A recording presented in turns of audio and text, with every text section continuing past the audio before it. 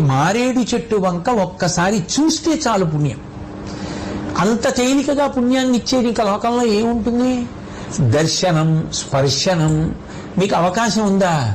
ఒకసారి మారేడు చెట్టును ముట్టుకుంటే చాలు. సూర్యాస్తమయం కాకముందు ఒకసారి మారేడు చెట్టును ముట్టుకుంటే చాలు.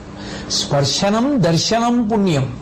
ఇక అవకాశం ఉండి దానికి ఒక ప్రదక్షిణం కూడా చేస్తాను అంటే ఇంకంతకన్నా భాగ్యం ఏముంది?